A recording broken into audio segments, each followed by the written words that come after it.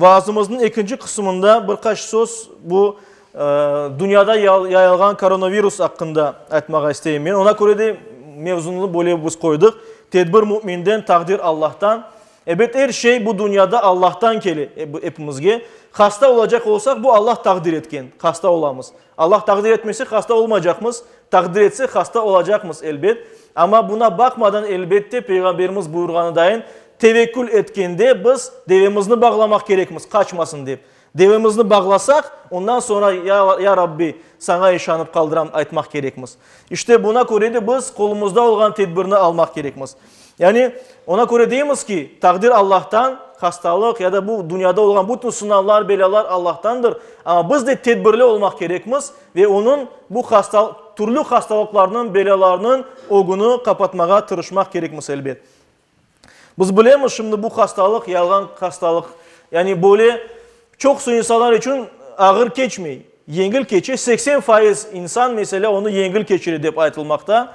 15% insana böyle ağırlıklar peyda ola, asложнениyalar ola. Ve 5% sadece 5% insan böyle ağır hasta olması mümkün ki ona hastahanede yatmak, belki reanimasyaya düşmek, türlü aparaturalını onu koşmak gerek ola. Ama bu rakam çok olmasa da 5%, hasta insanların sayısı artıp geçse, bu 5% insanların sayısı da artıp geçti. Ve ona göre de bütün dünyada karantin kırsetili. Eğer hasta insanlar peyda olsa, demek ki belli oldu mu buna bu birkaç insan hasta oldu. Demek ki etrafta bu yukunçlu hastalık var ve ona göre tedbir alına. Çünkü hususan emde kart insanlara tesir etti. Yani daha da yaşı büyük olan insanlara tesir etti bu hastalık. Ve eğer mesela 100 adam hasta olsa ondan, onlardan çoksu 95'i o hastalıktan geçer. Ama 5 tane insan ağır hasta olur ve onlar için türlü aparatura gerek olacak, doktorlar gerek olacak, her şey gerek olacak. Yani ciddi şekilde. 100 insan olsa o bir tarafta ama eğer mesela 100 değil de 100 bin insan hasta olsa, demek ki hasta olan sayısı 5000 olacak. 5000 tane ağır hasta insan olsa onlar için hepsine aparatura yetmeyecek. Ve demek ki birçoksu mecbur olacak, şimdi çaresiz bu dünyanı terk etmeye. Çünkü ilaç yetmeyecek, doktor yetmeyecek, türlü aparatura yetmeyecek vesaire. Ona göre elbette yani bu meseleye de ciddi bakmak gerekmez. Evet, bu koronavirüs böyle gripke oşağan ya da ORV'ge oşağan bir hastalıktır. Mesela veba, çuma dayın bir şey değil. Ama gene de biz yaşadığımız toplumda birçok insanın canını alıp gitmesi mümkündür elbet. Ona göre biz bilemiz yani bu meselede de yukunçlu hastalıklar meselesinde yani bir insandan başka insana geçkin hastalıklar meselesinde Peygamberimiz sallallahu aleyhi ve sellem onun hadisleri var. Mesela Hazreti Ayşe anamız Peygamberimiz sallallahu aleyhi ve sellem hakkında veba hakkında yani çuma hastalığı hakkında soragan idi. Peygamberimiz sallallahu aleyhi ve sellem Allah istegen kimselerge yollagan bir azaptır dedi. Yani veba hastalığı ya da yukunçlu hastalık Allah azap olarak istegen kimselerge yollagan bir hastalıktır dedi.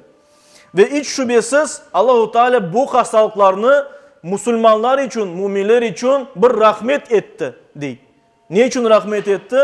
Çünkü hiç şüphesiz eğer bir kimsege bir Müslümana gelse ve bu Müslüman çıdasa elbet bu hastalıkta onun günahları tokulur. Bunu biz başka hadislerden öğreniyoruz ve Yüce Rabbimiz ona bir imtihan yazarak sevap kazandır ona. Ama bunun başka bir tarafı var. Peygamberimiz diyor ki bir kimse eğer bir yerde böyle yukunçlu hastalık, veba hastalığı olsa o yerinden teprenmesin. Kalgan yerinde kalıp sabır etsin. Hasta oldu mu olmadı mı o yerde hastalık olsa o yerden çıkıp başka yerge barmasın diye Peygamberimiz sallallahu aleyhi ve sellem. Ve başka insanlar da hastalık olan yerge barmasınlar diye. Yani bu Peygamberimiz sallallahu aleyhi ve sellem'in emri aytkan sözüdür. Ve hiç şüphesiz devam ete Peygamberimiz sallallahu aleyhi ve sellem. Eğer bir Müslüman bunlara uyup sabır etip bir yerge çıkmayıp başkalarının hastalanmasına sebep olmasa Allah-u Teala ve bu yukunçlu hastalıktan olsa Allah-u Teala onu şehitlik makamını yazardı Peygamberimiz sallallahu aleyhi ve sellem. İlla kana lehu mislu ecri şehid de buyurla hadis-i şerifte. Bukhari'de keçken bir hadis-i şerifte. Ve başka hadislerde mesela Bukhari'de ve Müslim'de keçken hadislerde biz görüyoruz ki Peygamberimiz cüzzamlık hastalarını yani böyle terisinde bir hastalık ola ve bu hastalık başka insanlara geçmesi mümkün. İşte böyle hastalarının insanlar arasında dolaşmamalarını emir eteydi mesela. Başka bir hadiste yani daha doğrusu rivayette biz görüyoruz ki Hazreti Ömer Kudüs'ün fethi için yolga çıkan idi Şam memleketine yani bugünkü Suriye topraklarına, Palestina, Filistin topraklarına ve Yerusalim Kudüs şehrinin anahtarını algan idi. Teslim algan idi bu şehrini ve kayıtkanda Damask yani Dimeşk şehrinden geçmek isteydi. Çünkü o Balaban büyük bir şehirdir elbet. O memleketinin, o ülkenin merkezidir. Ama anda bir hastalık çıkanını eşitkenden son Hazreti Ömer yolunu değiştirdi ve Dimeşk şehrine değil de Damask şehrine değil de başka yerden aylanıp gitti. Ve bu yerde o yerlerinin valisi olan Ebu Ubeyde bin el-Cerrah Hazreti Ömer'den soragan idi. Allah'ın kaderinden kaçasın mı? Yani Allah sana nasip etse hastalanmaya hasta olacaksın. Ne için o yerden varmaysın? Belki en böyle gelişkili yol odur deyip sorasa Allah'ın kaderinden kaçasın mı deyip soradı. Ve Hazreti Ömer böyle aytkan idi. Keşke senden başkası bunu aytsaydı ey Ebu Ubeyde.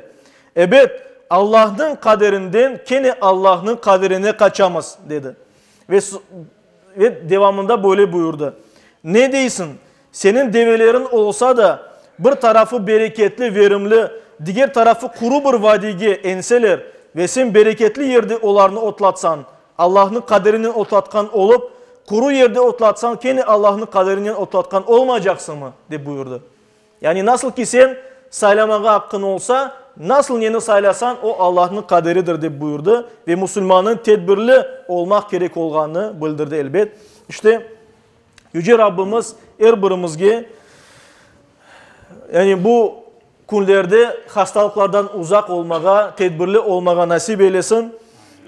Böyle bir al ki yukunçul hastalık yayılganda, böyle bir tehlike olganda İslam alimlerine göre Müslümanların bir yerde toplaşmalarını hatta cuma namazlarını toktatmak mümkün ki bilemiz bazı memleketlerde bu yolga endi baş urganlar. Bizde şimdilik yani hasta olgan kimseler sınır kapatıldı. Kırmızı sınırı. Bunda bir kimse kılıp ketmey. 2 hafta içinde belli olacak hastalar var mı ya da yok mu? Şimdilik hasta olanlar çıkmaganı için biz cuma namazlarını etmeye devam etmemiz. Ama tedbirli olmak gerekmiz. Ona göre de tırışayak yani böyle hususan birbirimizden kolundan tutuşmayıp yani belki başka taraftan yani böyle birbirimizge selam vererek birbirimizin hayırlayak. Mesela Selamun Aleyküm deyip böyle şekilde ayetsak da olur. Çünkü böylece biz tedbirli olamaz.